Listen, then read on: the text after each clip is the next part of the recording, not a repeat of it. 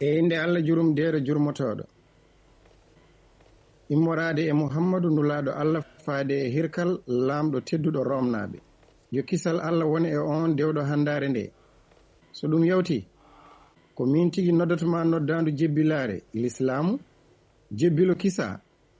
Allah rokkuma jobdima laaɓi ɗiɗi so tawi noon a rumtima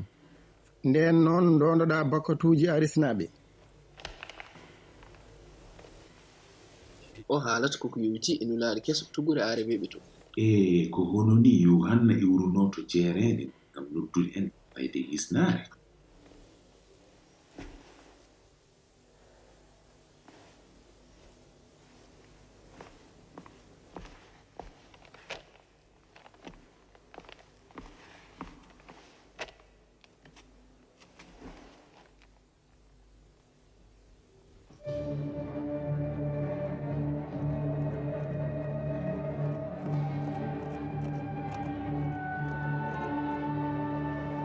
ɗum fayi koye kananke tedduɗo kiɓɗe naaɓe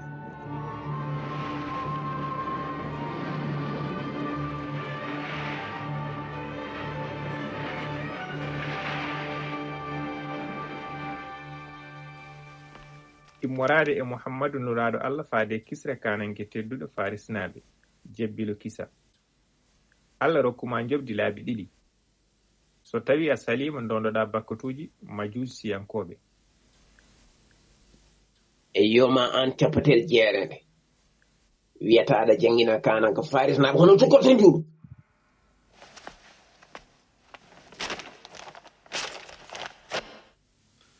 Muhammad, messenger of God, who gave him this authority? ko Allah nulirimo yurmede wonande binde ɗe